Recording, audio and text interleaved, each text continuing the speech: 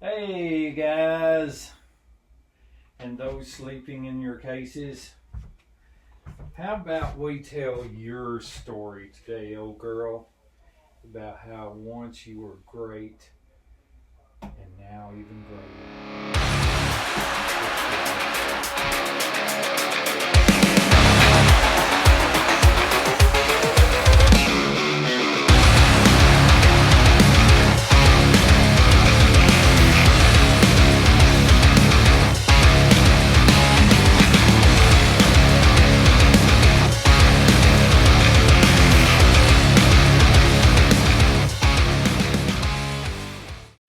Hey guys, welcome back, you bunch of string pullers and get pickers. Today on the channel, we are going to do a story time with my Carvin x100b. We're going to talk about its tone. We're going to talk about how I acquired it, what I had to get going on it, the stuff that I had to pay to get fixed, and overall my dream amplifier since I was 13-year-old coming true. I never in my life ever dreamed I would have one because they were back in the day so expensive in the catalog that I just couldn't see how I would be able to afford something like that, especially as a teenager. I mean, at $2,500 in 1985, I mean, come on. You know, how many paper routes do you got to go on to make that kind of money? But anyway, wanted to come in today and do a little in-depth dive into the Carvin, being as this primarily the tone that I use when I play on here, even though I'm still dealing with the room camera that I'm using. I've not got my interface hooked up or anything. I don't have an interface to hook up, but once I do, I'm going to start miking the amp so to give you a better clarity sound. So I apologize if there is any kind of distortion or anything other than what's intended to be. Okay, today I'm going to have Eden out. Eden is my Washburn X series guitar. My wife says it's hers even though she don't even know what a G chord is, but I really love this guitar and it sounds so good through this amp. In case you guys are noticing, I'm also going to be playing through the Headrush MX5, which is what I generally play through most of the time. I do have analog pedals that I'll play through from time to time. But today I just wanted to give you the tone through. I know a lot of you are wondering what it sounds like without the Headrush going through it. I have a couple of videos posted where I've demoed pedals through the amp when it's just clean tone, just the overdrive channel. Feel free to check those out if you'd like to. But for today's purpose, we're just going to go through the Headrush and some rigs that I've built on the Headrush that sound amazing through the amplifier. I've never had a lot of money for equipment. A lot of you dads and moms out there will understand that when you have children come into your lives, you have priorities that you have to set forth, and most of the time those priorities is your kids and your family. So I've gotten by on minimal stuff my entire life up to this point, and stuff that I have, I've scrounged and saved for, and most of the time I would be saved for it and something would come up that I would have to take those savings and use it towards something that mattered more than just my hobby. However, the Carvin, the thing about the Carvin is this: we all, anybody that's my age out there, comment if you remember the Carvin catalog that you would get in the mail. It was usually free, and I used to spend hours when I first started playing guitar as a kid looking through guitar catalogs and stuff and checking everything out. Well, into my teenage years, I started getting the Carvin catalog, and the Carvin catalog had a lot of really nice guitars in them and really nice amplifiers. The X100b, I fell in love with that amp when I seen a picture of Steve Vai standing to this exact same model, the full stack. And I thought, man, if it's good enough for Steve Vai, it's good enough for me. I mean, Frank Zappa played them. There's a lot of artists out there that played, Carvins and stuff. And of course, a lot of us seasoned musicians know that Carvin sold out to Kiesel. And I'm not really giving a lot of credit to Kiesel because I don't own anything Kiesel. I've not really reviewed anything from Kiesel, and so if I've not got anything to say about it, I'm just not going to have to say anything about it. However, Carvin, this is the story. I got a phone call from my mother one day, and my mother was looking to buy a new car. She had found her car. It was one county over from where I live, and she wanted to go look at possibly buy.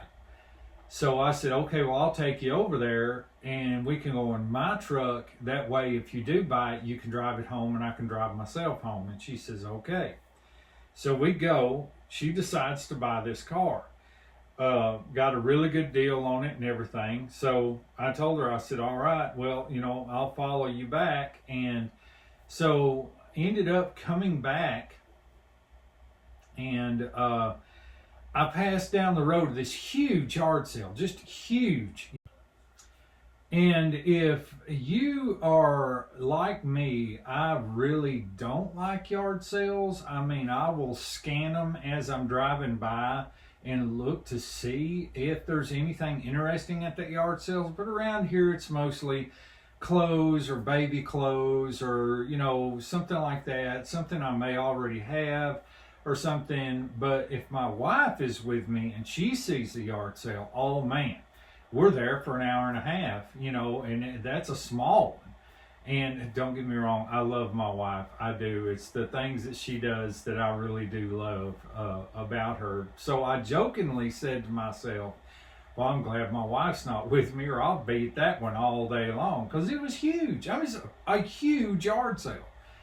As I drove by, I seen the cab sitting out in front. It was kind of off the road a little bit, but it was sitting out in the front.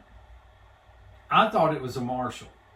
So I thought, whoa, that's enough reason for me to turn around and do the thing that I didn't want to do if my wife had been with me, but I whipped her around and I went back. As I pulled in, I seen Carvin. I knew at that point that this thing was probably going to be through the roof expensive, and I wasn't going to buy it or leave with it. But I did want to check it out because it's been the first time that I'd seen one outside of a guitar store or something like that. So anyway, I walked up to the gentleman in the yard sale and I said, hey, what do you want for the cab? And he says, I don't know anything about that kind of stuff. And I said, well, I do, and I'm kind of looking for a cab that I want to line into from another amp that I have. And he says, oh, well, I've got the head for that one. And I was like, shut up. No, you do not. And he said, yeah, but I'm not even sure if it works or not.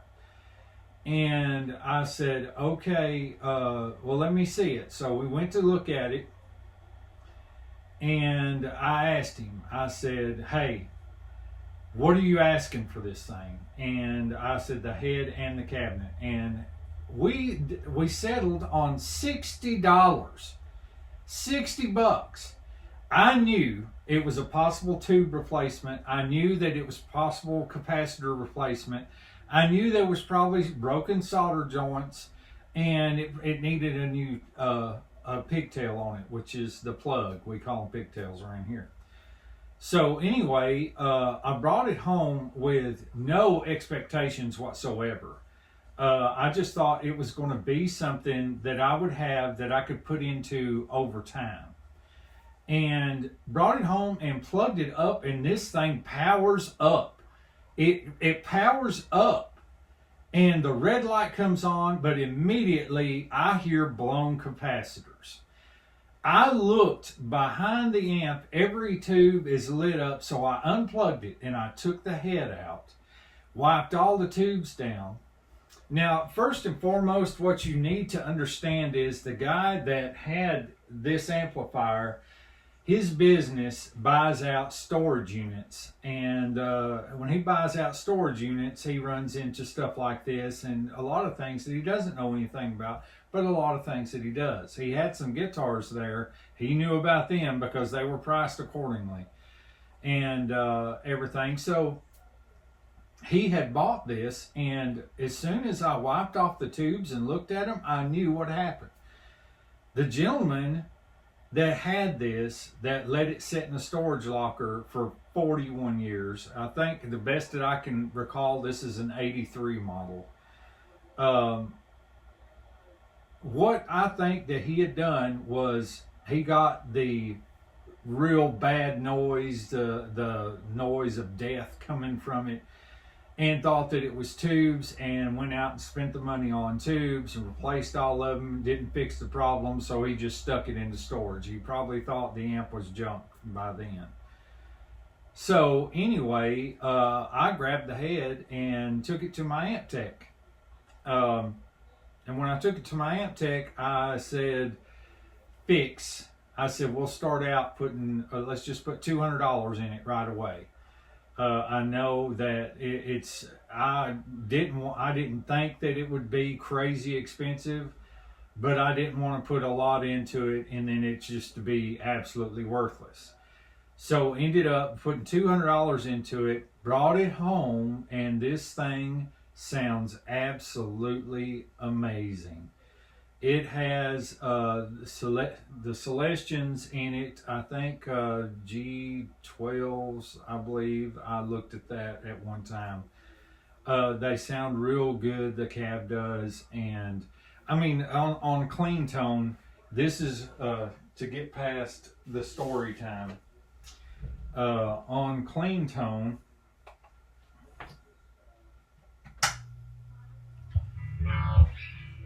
this is a rig that I had built for a Pink Floyd song. This is a clean, but I've got a lot of effects on here.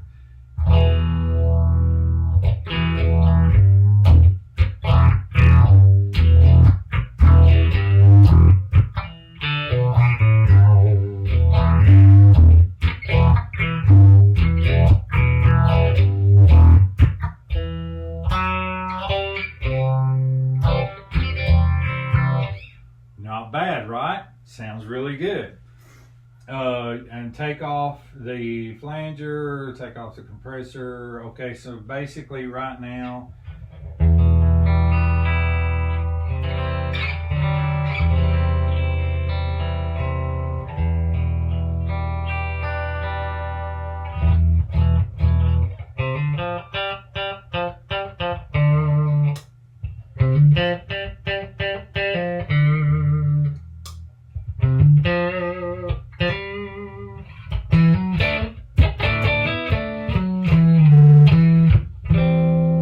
okay, so that pretty much explains the clean tone, and that was a rig I built called Warm Clean. This rig I use primarily, I've got a lot of pedals on this rig, but what you just basically heard was clean running through whatever cab I had set up on that. And let's see, okay, now this is a rig that I built for the Engel amplifier. I use the Engel head in this rig that I built, and basically I've got a boost on it, a graphic EQ, and a noise filter, and this is what that sounds like.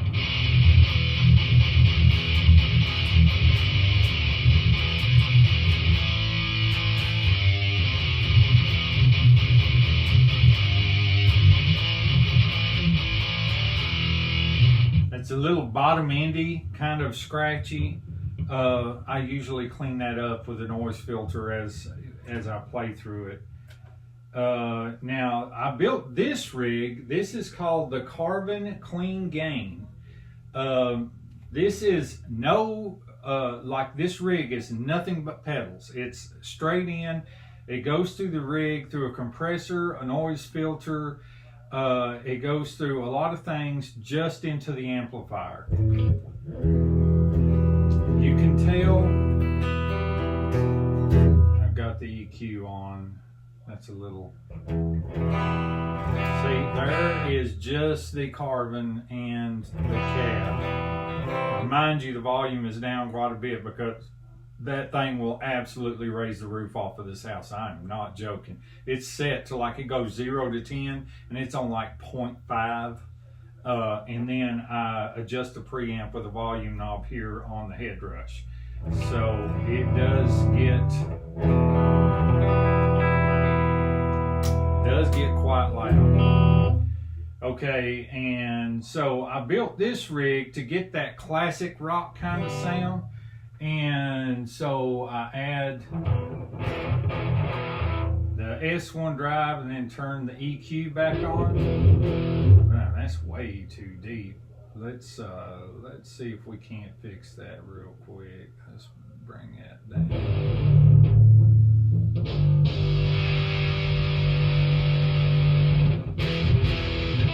That's not too bad.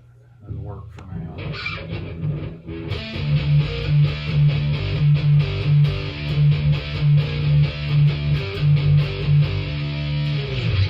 And I've got other stuff like reverb and stuff on like that on there. Let's see, the next rig that we're going to look at is going to be a rig that I had originally that was a preset on the Headrush MX5. And this one is called 5150 Oranges. I think we all know what that means if you play guitar or been into rock and roll forever. This is kind of one that was modeled after the earlier days of Eddie Van Halen's sound that he had, and which I like this one. I use it on quite a bit of stuff.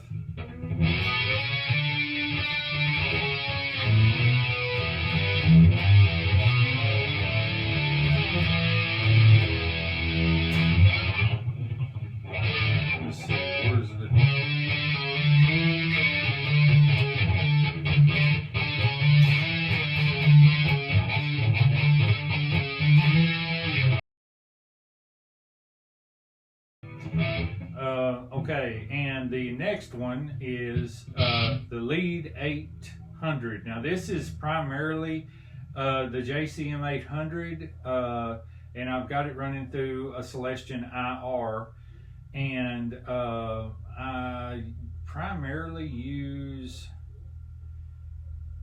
it for lead, but I use it for some rhythms too because it sounds really good. But just to give you a bit of the lead.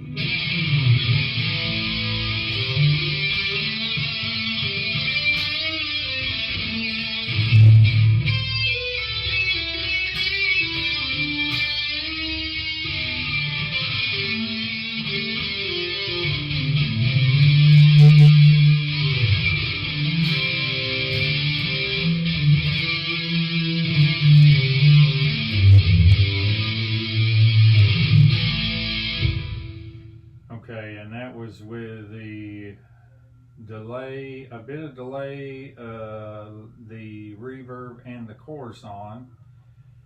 Let's shut that off, and this is the graphic EQ boosted with overdrive.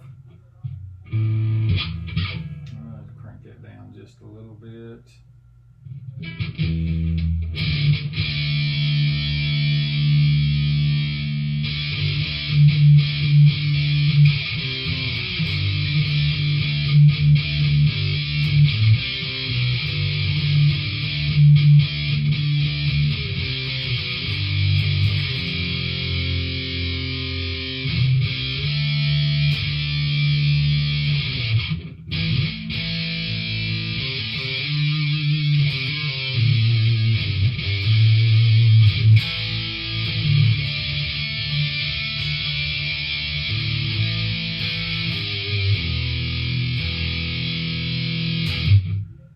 Okay, and so there is kind of a demo of the sound of the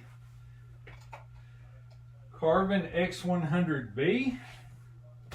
I will have to say that since I have acquired this amp, and it was sort of a milestone of bucket list items that I had, when I took it to the amp tech, it was a capacitor job. They replaced 4 capacitors that was in it that were just done. Lot of cracked solder joints. They resoldered those, put a new pigtail on it, a new plug, and basically just went through it from front to end. They said the tubes look brand new, which is pretty much what I had figured. The previous owner had done was put tubes in it thinking that his tubes were going bad, and they weren't. These are still the same tubes in it when I picked it up from the yard sale. To say that I'm happy with it is unbelievably an understatement.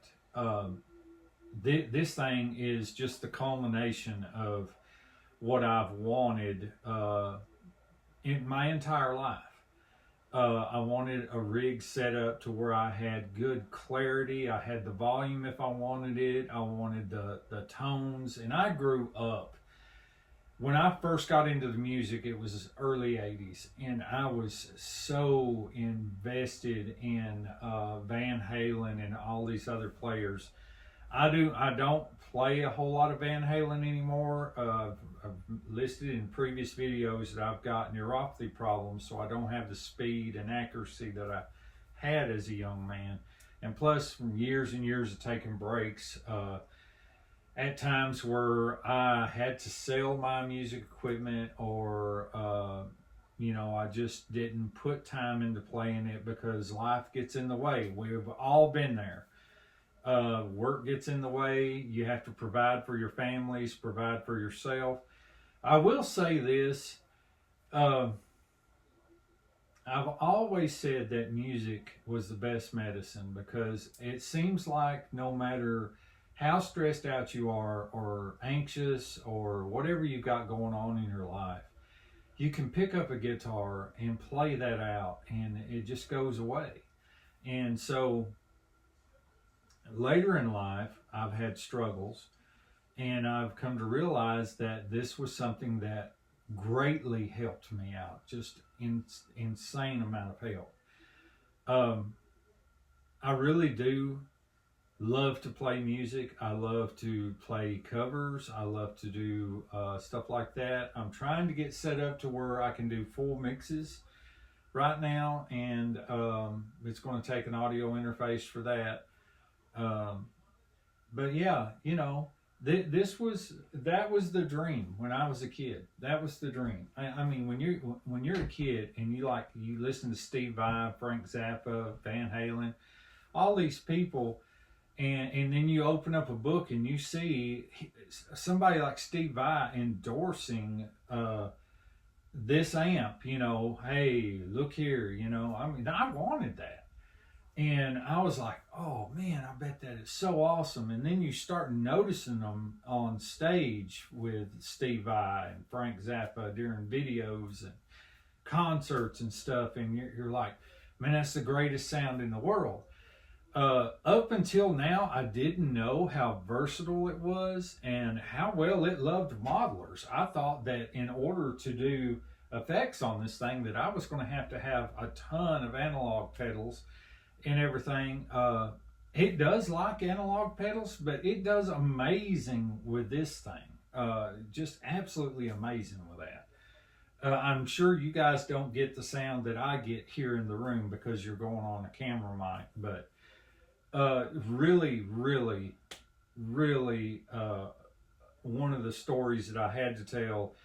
I'm not a lucky person. I've said that in videos before. I'm a person that I've had to work and scrape and do everything that I've ever had to do to get the things that I have in my life. Am I proud of it? Yes, I am, because I put that much devotion into it. Stuff like this doesn't happen to me.